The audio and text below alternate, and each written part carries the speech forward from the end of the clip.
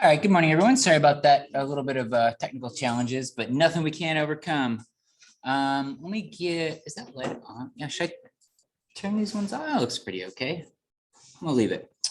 Good morning, everyone. We are continuing with the brain and specifically moving into the cerebrum today, which is nice timing given that our lab this week was on the brain as well.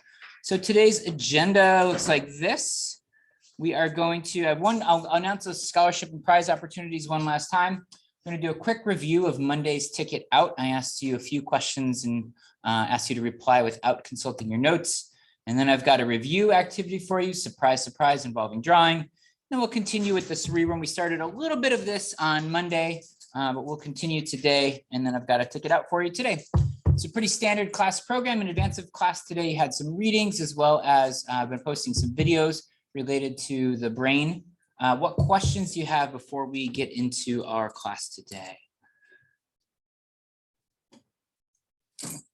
All right, let's do it. So just a couple reminders. If you are graduating this year and going on to graduate or professional school, there's a great opportunity for you here to get a $500 scholarship prize, which basically means $500 cash in your pocket, which is never a bad thing. Let me know if you have questions and I can direct you to the right places. There's also a QR code there. Yeah. Is it just zoology majors if we can't Good question. I believe it is limited to, although I think it is limited to zoo or possibly other bio areas, but not other areas outside of that I know of anyway. If you're not sure, just go ahead and go there and you can check, but I'm pretty sure it's zoology. All right, and then there's also, if any of you are doing field work or anything like that over the summer and need help paying for it, there's opportunities for that as well. So ticket out on Monday, I asked you some questions and I want to just check in and make sure we're all clear on the answers. The first question was, which of the following are part of the brainstem? Select all that are true. Almost all of you got almost all of them right. Remember, the brainstem is composed, if we move from rostral to caudal, we have the midbrain, the pons, and then the medulla. Most of you got that spot on. The spinal cord, about a fifth of you put the spinal cord. Remember, the spinal cord is not part of the brain stem. It is continuous with the brain stem. The medulla oblongata transitions into the spinal cord, but the spinal cord is not part of the brain. It is, however, of course, part of the central nervous system, which leads us to our next question. Oh, no, actually leads us to our last question, but we'll get there. Next question, which of the following are part of the diencephalon? So most of you, again, got all of these right. Actually, I don't even need to review this. The answers were so overwhelmingly great. The diencephalon is composed of the thalamus, the epithalamus, and the hypothalamus. The mammillary bodies that you saw yesterday in lab are also part of the diencephalon.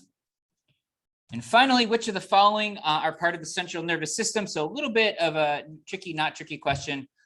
Everything but the humerus. I'm not sure. Yeah, if you picked the humerus, that was kind of a test to see if you're just checking every single box. Humerus is the bone in the upper arm, remember? Definitely not part of the nervous system. All of these other structures are part of the central nervous system, including, of course, the spinal cord, and everything else here is part of the brain. So any questions on those review type questions? These are the style and format of questions you can expect to see on upcoming quizzes and exams. Make sure you've got that. All right, let's do a review activity today then. What I'd like you to do from memory, without consulting your notes as best you can, give me a brainstem from a lateral, draw a brainstem from a lateral view, then break that down into your midbrain, your pons, and your medulla, then add the cerebellum, add the diencephalon, then label the thalamus, hypothalamus, and epithalamus, add the pineal gland just for kicks, and then add a pituitary. So you're drawing the vast majority of the brain here with the exception of the cerebrum. We're going to skip the cerebrum because a lot of these structures are deep to the cerebrum, so you wouldn't be able to see them. Oh shoot, I don't have a timer associated with this slide. I'll just kind of give me a nod when you're done. I'll make eye contact and we'll see when most of you are done. We'll take a couple minutes to do this. So as best you can from memory, if you get stuck, once you've reached the limits of your memory, go ahead and consult your notes.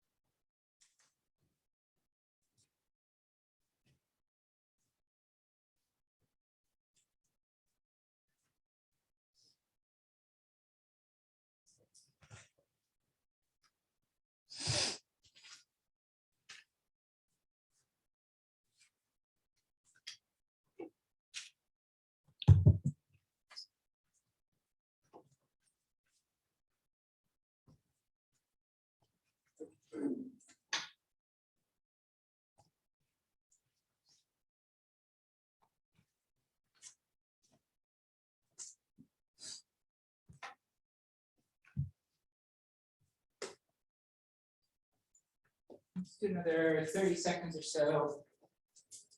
Most of you got most of it down.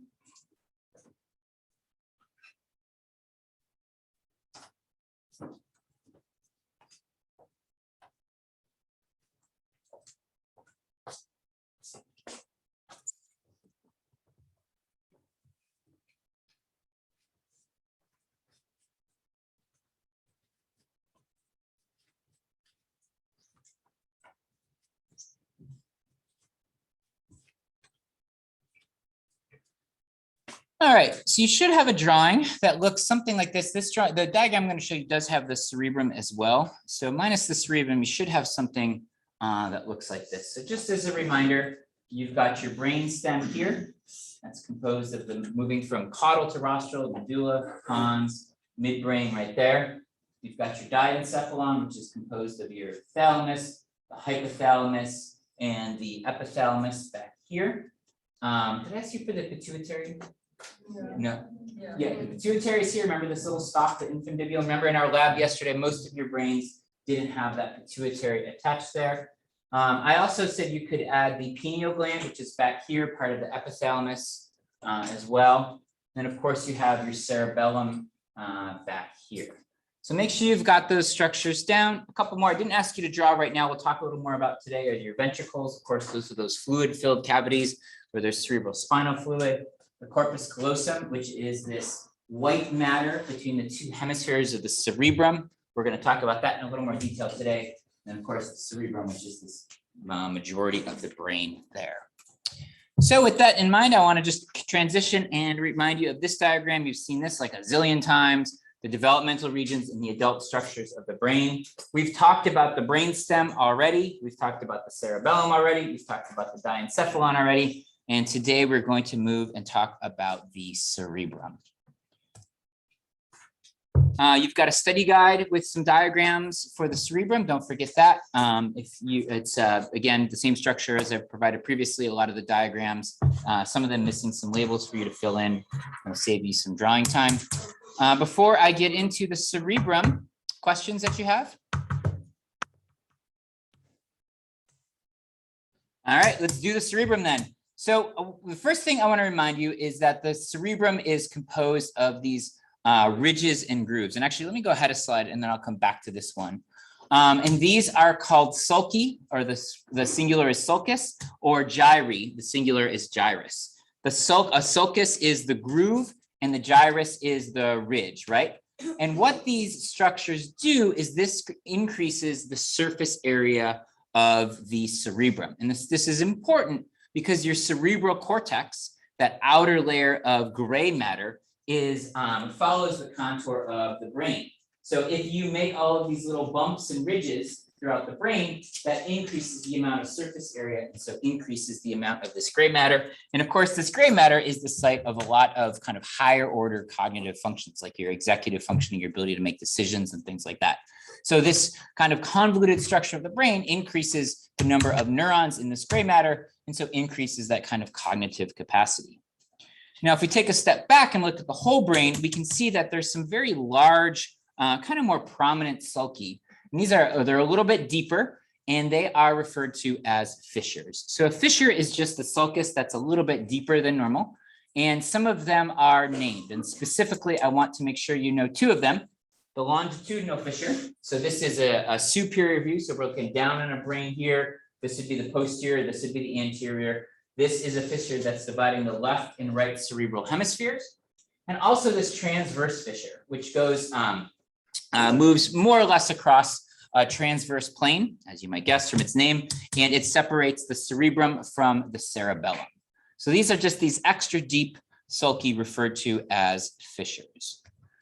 Now, there's a few, what's important, these fissures then divide the cerebral cortex or the cerebrum in general into these lobes. And the lobes, if you know the bones of the skull, then these lobes will be quite easy for you. So the frontal lobe is here. It's basically anterior to this, whoa, words escaping me. Oh no, I didn't, did I describe this one yet? Oh, that's why I don't have it off the top of my head because I didn't describe it yet.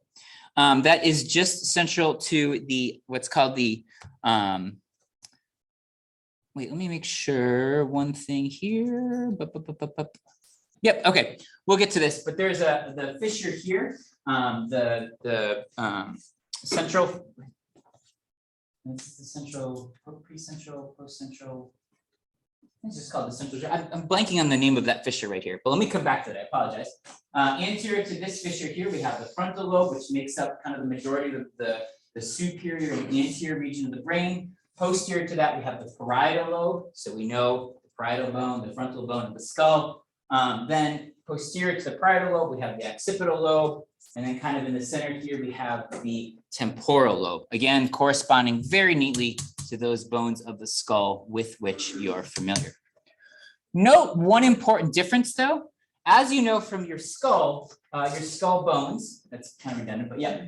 The parietal and the temporal bones are paired, meaning there's a left and a right temporal and parietal bone, just as we have a left and a right parietal and temporal lobe.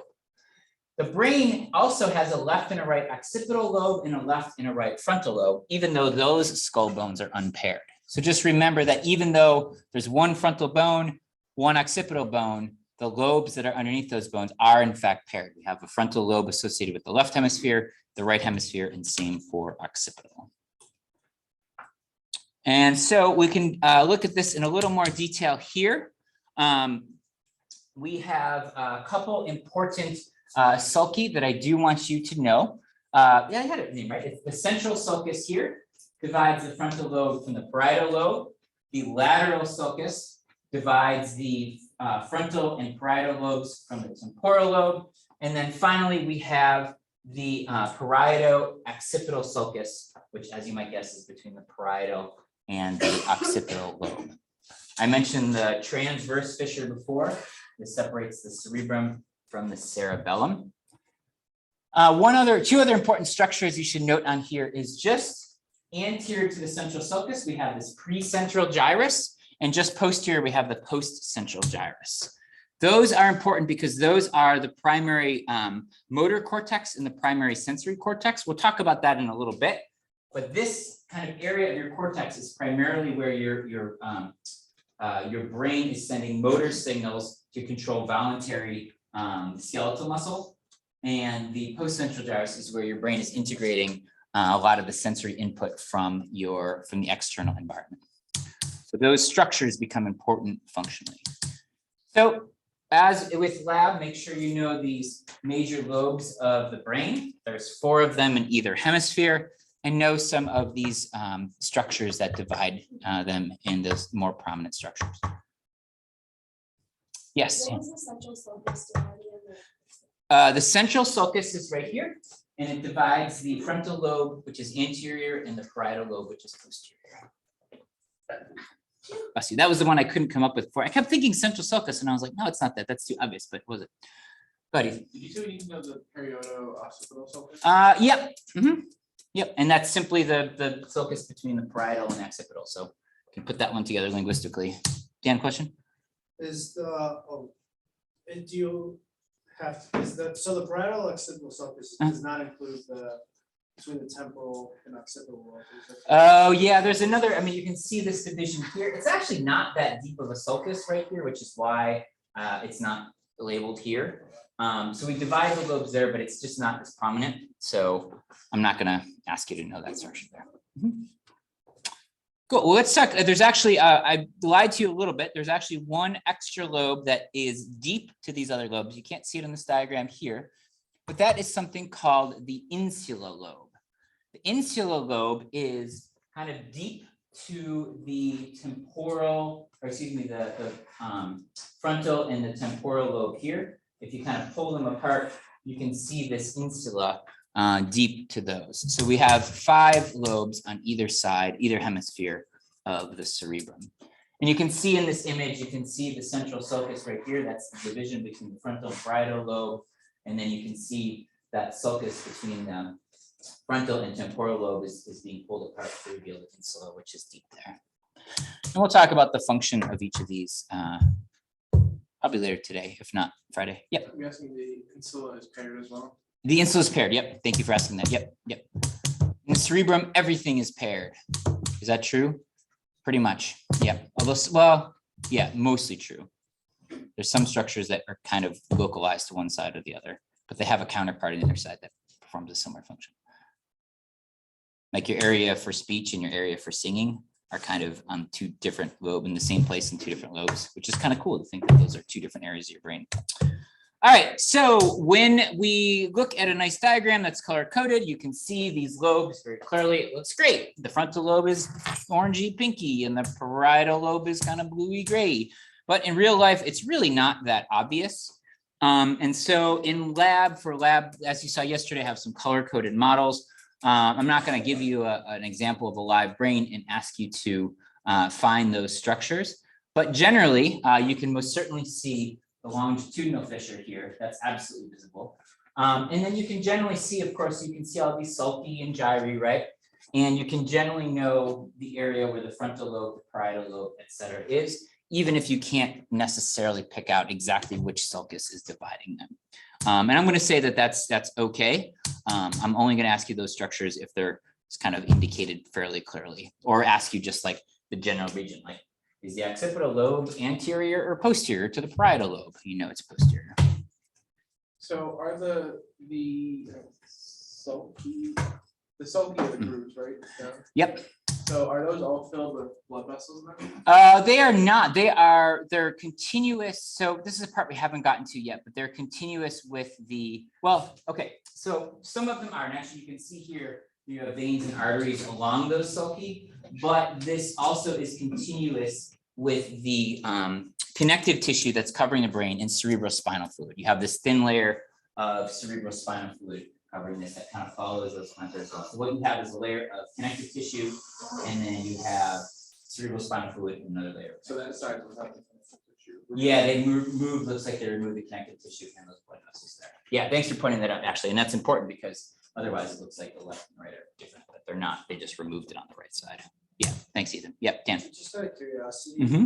are the meninges a little bit bigger in like the transverse fissures that like are in the sulci? Is that just like more where the veins stay? I know you're.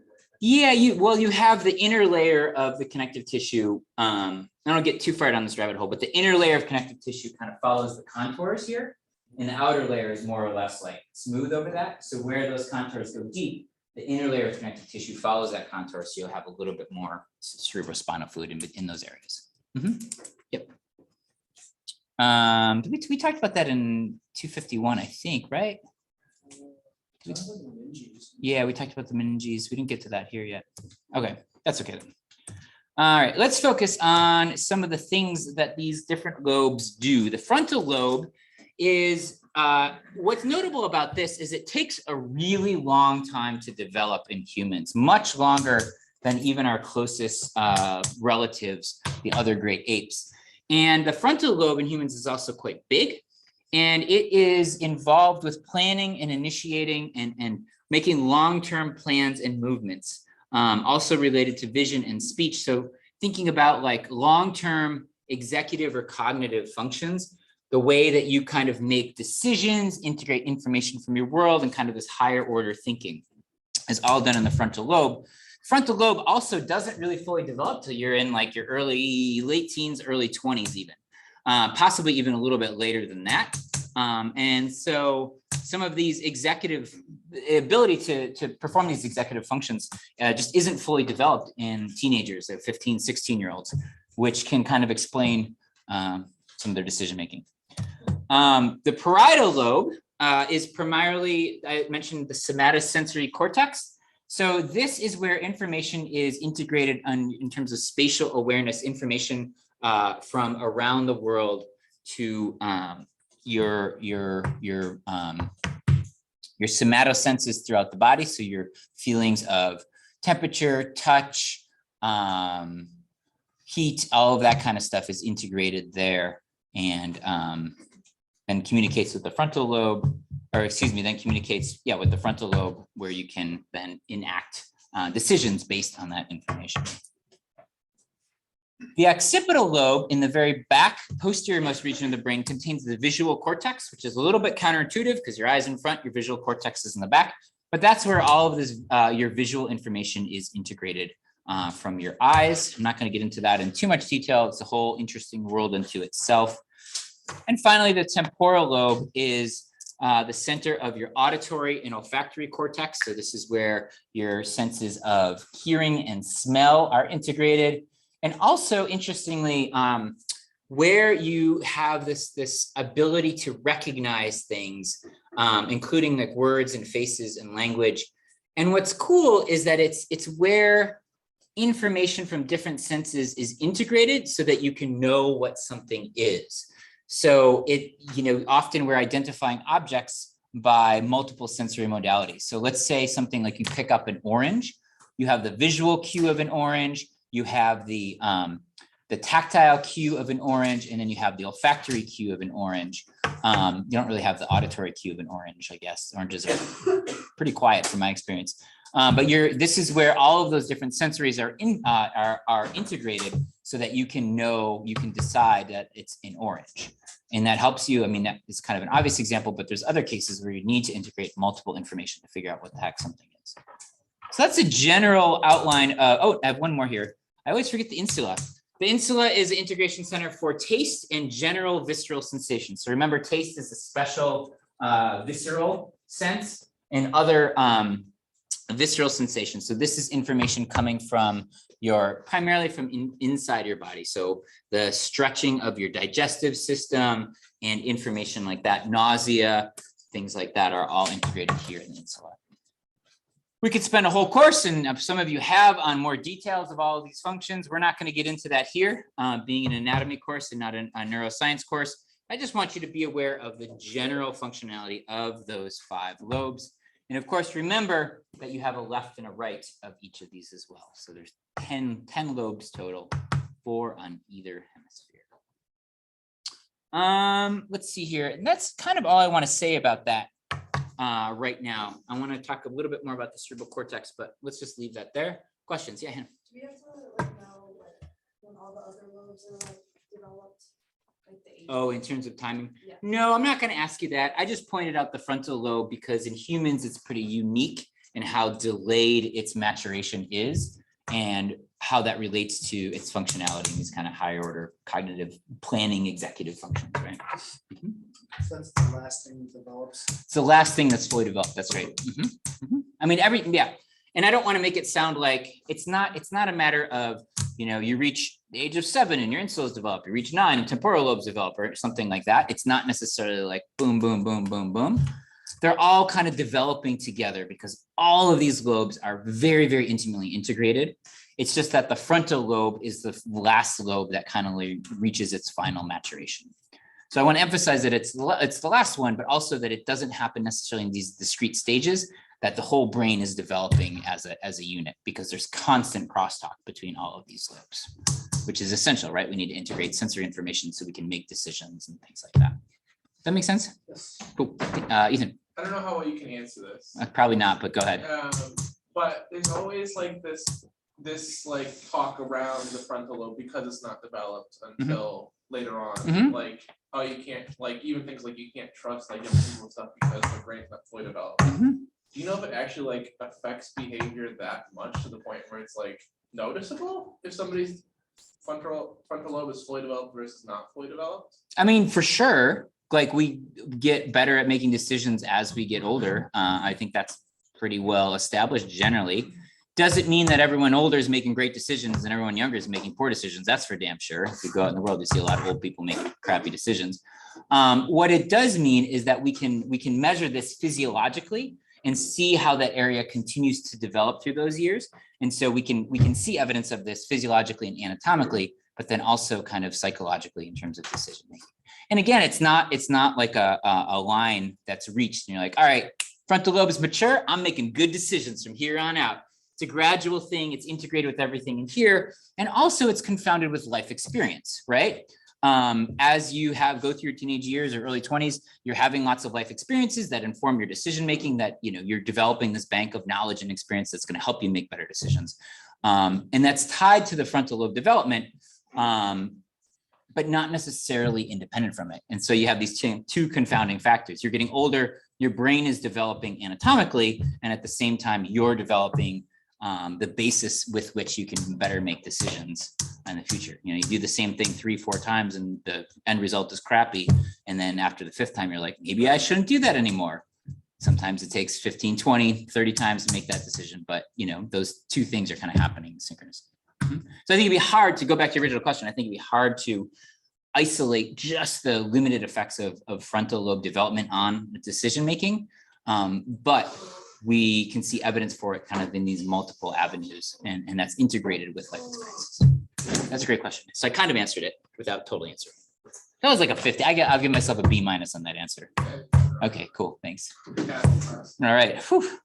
All right, let's talk about the cerebral cortex. So on the outside, on the most superficial layer of your cerebrum is this gray matter. Now, I want to remind you that this gray matter is consists generally of interneurons and the cell bodies of neuronal neurons.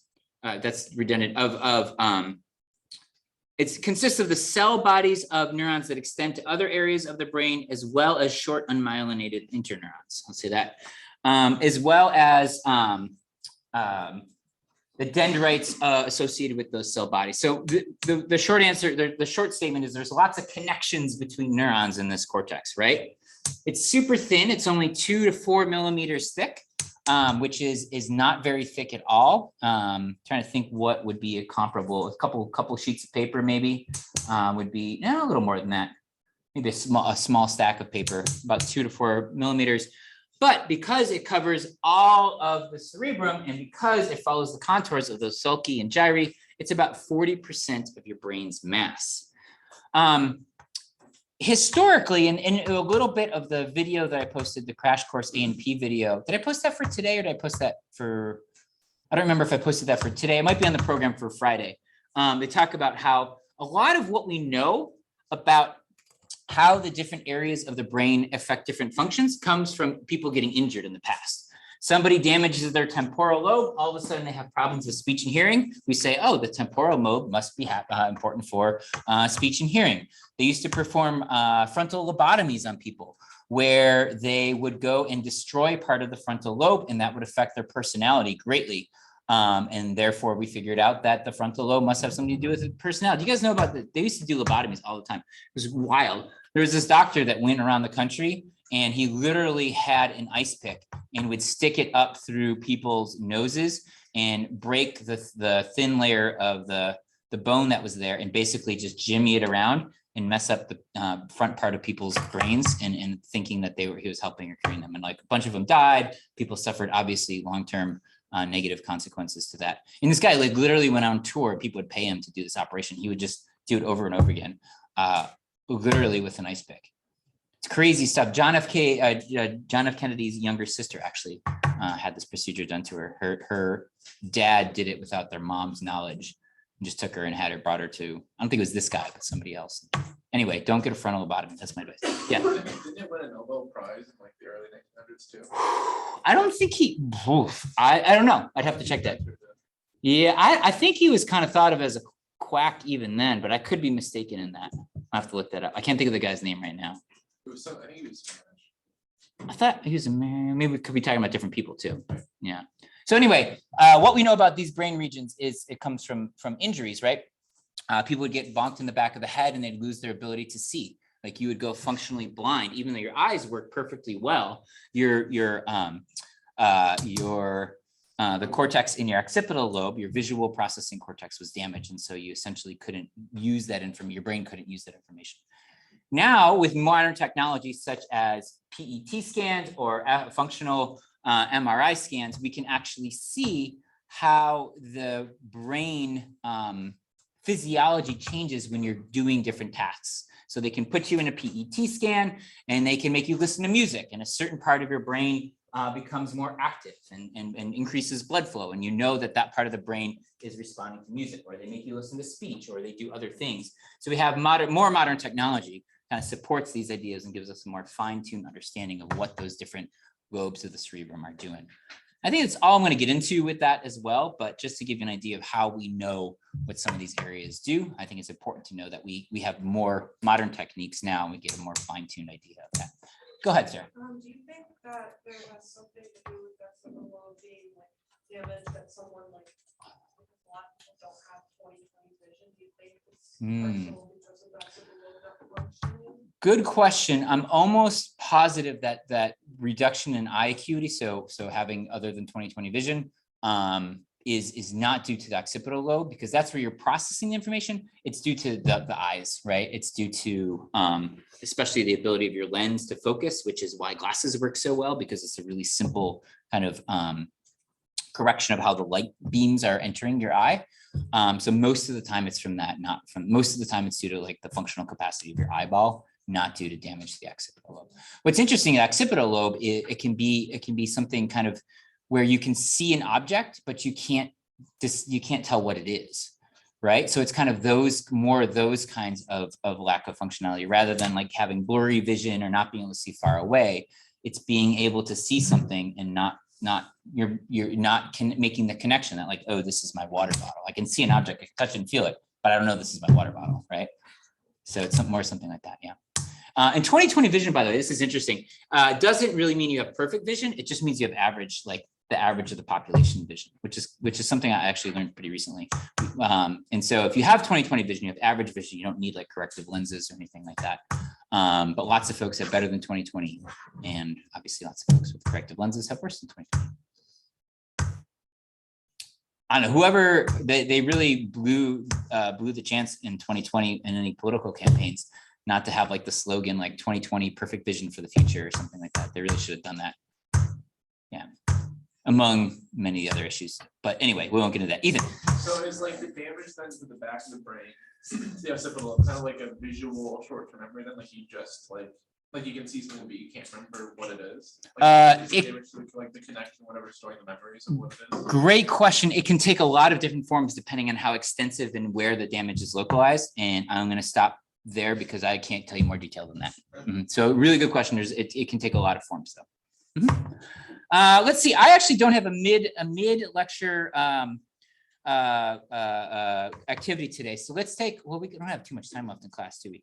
Let's take like a 30-second stretch break and rest your eyeballs and your right hands and your thinking brain. Rest your frontal lobe, right? And just give your frontal lobe a little break. Stretch it out for a second. You guys have to sit for the whole class. I just get to stand. I can kind of pace around and move a little bit. Yeah, Chris. How in the hell is that red-eared slider posing like that? They love to bask like this. So this is a lot of these guys and a lot of other pond turtles. They'll get up on logs and they stick their legs out and their arms and their neck, and they kind of they basically expose as much of their body area as they can to the sun. I've never seen them stick their hind legs out like that. Oh yeah, it's cool. Yeah, totally. It's like turtle yoga. They have, so this is the male turtle too. It's cool to see these really long claws. What they use those claws for is not to like catch prey or anything. Well, they kind of can, but mostly they're these, they do this little mating kind of dance where they swim up. The males are smaller than the females. This is gonna be 30-second aside, but I have to say. And so the females are these really big turtles and the males are much, much smaller. And the males swim up to the females and they have these really long claws and they put their hands out like this in front of the female's face and they shake their claws like this and they make like these little water waves on her face. And that apparently makes the female receptive to mating. So that's how male red-eared sliders woo females. That's something you didn't know you were gonna learn today, and now you did. So if you see really long claws in the front of a slider turtle, it's a male. If you see short claws. Yeah, good job, Chris. Sorry. Talking about turtles, I'll do that. Okay, cerebral cortex. We got lots of stuff to cover here. I want to talk about, just let me think about how much I want to get in depth with this. Yeah, I want to talk about this. So we're talking about the cerebral cortex. In general, we can describe three kinds of functional areas of the cerebral cortex. They're kind of intuitive, right? The first is going to be sensory areas. So we have what's called a primary sensory cortex for each major sense. I've talked about the olfactory, the auditory, the visual primary sensory cortex. That's where information coming into the central nervous system from the outside world is integrated and processed initially. Then that information goes to an association area. So this is where we have this integration of different senses, for example, goes to an association area where all of this information is kind of put together. Oh, that smells like an orange. It feels like an orange. It looks like an orange. It must be an orange. Then we have areas that are responsible for creating our actions as a result, and those are motor areas. So that's where you get this information from sensory. So we have our sense of touch, feeling an orange. We have our sense of smell, smelling the orange. We have our sense of vision, telling us it looks like an orange. The association areas put all this together and say, that's an orange. And then your motor area gets that information and says, dang, I'm going to peel this thing open and eat it because oranges are yummy. So you can see where that information comes in, is integrated, and then forms our output. I've been really into oranges lately. I don't know if anybody, sometimes in the wintertime, you crave a good citrus, like good orange or grapefruit. Oh man, it's the best. And so if we look at this functionally or anatomically, I thought I had a diagram. Well, let me get to the diagram in a second. So if we go through the basic plan of information, that information is received by the primary sensory cortex. It's then relayed to the association area associated with that specific sense. And then it's relayed to a multimodal association area that is getting the information from multiple senses at once and integrating it. And then we have our motor areas where our kind of voluntary response to that information is enacted. And I want to remind you that all of this is done, all of this information is transmitted by these interneurons that are connecting all of these areas. Remember, there's lots of interneurons making lots and lots of connections, and that's why we can process this kind of complex information so quickly. Yep. So higher function things like planning is considered motor? Well, your planning is your integration of information, deciding what to do. That information is then relayed to your motor, the motor area, which then sends the signal to your arm to move your pen to write out whatever, word to-do list you're going to do or whatever it is. So Yep. It's part of that connection area. Exactly. Yep. And so we're going to take this back to a diagram. You are very familiar with this. We started off our whole discussion on the nervous system with this diagram, talking about sensory input, then being integrated, and then this providing the direction for our motor output, right? And so we can map all of these areas on the brain onto this same kind of schematic as well. However, here we have this kind of a little more of a black box. We're just saying integration. And there's lots and lots of stuff happening in terms of integration where these different association areas are talking with each other and deciding on what that motor output is. But in general, we can think of the brain as the place where that integration happens.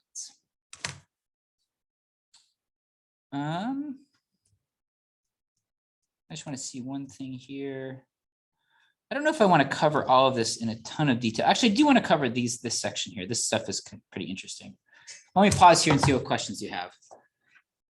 I might skip over some of the later stuff with the cerebrum, but the homunculus is neat because it always kind of freaks me out. All right, the primary sensory areas. So let's talk about where on the cerebral cortex we find these areas. The somatosensory, so this is feelings of touch, pressure, etc., are found on the anterior edge of the parietal lobe, the post-central gyrus. So that is, can't even reach it. Let's do this. No, I have a stick. Remember that central sulcus is right here between the frontal lobe and the parietal lobe. And so the post-central gyrus is right here. That's your primary somatosensory area. We also have the visual area in the occipital lobe. I showed you that earlier, right? That's in the back of the occipital lobe right there. Auditory is in the superior edge of the temporal lobe, so kind of right in this region right here. Vestibular, so this refers to your ability to maintain your balance and equilibrium. That is in the insula, which you can't really see, although a little bit is cut away. It's kind of right deep in there. Gustatory is also processed in the insula, and then olfactory senses are partially in the temporal lobe, and also,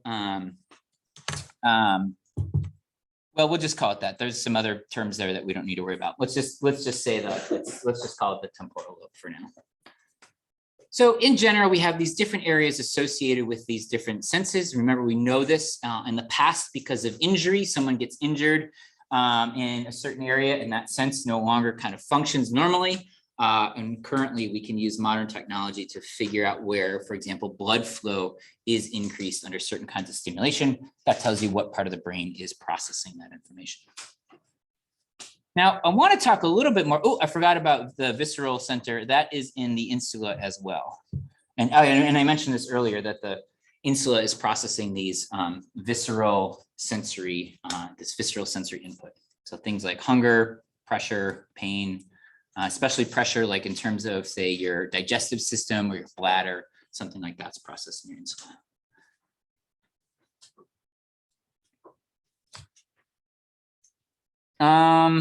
So those are the sensory areas. I want to talk a little bit about, I want to focus here on the somatosensory area because it's kind of, well, it's interesting, right? And the primary somatosensory cortex I mentioned is in the post-central gyrus. So that's just, so this is the posterior part of the brain. So it's going to be right back here. And it is involved with, what it is your conscious awareness of your general somatic senses. So the information you're getting from outside the body. What's kind of cool, two things that I think are interesting or noteworthy here is one, that it's contralateral. So your right hemisphere is processing that information coming from the left side of your body and vice versa.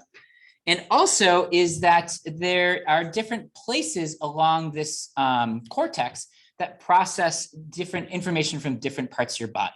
And this is where we get to something called the homunculus. And I think this is really pretty weird and cool. And so if we look at a coronal section through the somatosensory cortex, the primary somatosensory cortex, so this is just posterior to the central gyrus, we can map the body parts onto it here. And the size of the body parts refers to the number of neurons that your cortex has dedicated to that area. So you notice here that the face is really big. We get a lot of sensory input from our mouth and our lips and our face. It's very sensitive. At the same time, our leg and our knee are really small. We don't get a lot of sensory information from our leg. Our foot is much bigger because we get a lot of information from our feet. Especially notice our hand and fingers are really big as well. Notice there's a little spot back here dedicated to your genitals as well. And we'll compare this to the primary motor cortex where we won't see a spot for the genitals, which is interesting as well. We also see the tongue has a big spot. We get a lot of information from our tongue. So you don't need to memorize this, but the takeaway message here is that we can map specific areas on this cortex to specific parts of the body. And it's not, the size of that body part doesn't necessarily correlate with how much sensory information and how much neuronal information is associated with that, because some parts of the body are receiving a lot more information that we're processing than other parts of the body. And we'll compare this to the motor homunculus as well. And it's interesting when you see them side by side, because some parts are big on both, some parts are on one but not the other, etc. And that's all I'm going to talk about today. I think I've got a little more to talk about here, but I might actually skip that and just get to the motor stuff on Friday. With that in mind, I do have a ticket out for you today and just a few quick announcements. Let me see here. Okay, so I've got a cartoon for you today. Remember your lab practicals on the 29th. I've said that a million times. I'll keep saying it. I'll have open hours next week, Monday. Anyone has questions? This is new information for you. Quiz number 5 will be a week from today, and it will be on the brain. It will cover everything we get through Friday this week. I'm hoping we can wrap up the brain by Friday. We'll see how it goes. It'll be in class, closed book quiz. And with that in mind, I'm going to ask you to answer a few questions. You can consult your notes with today's. Actually, today's questions are a little more in depth. And go ahead and just upload an image of your review drawing. Otherwise, let me know any questions you have, and I'll see you back here on Friday morning. I'm going to stop the recording here.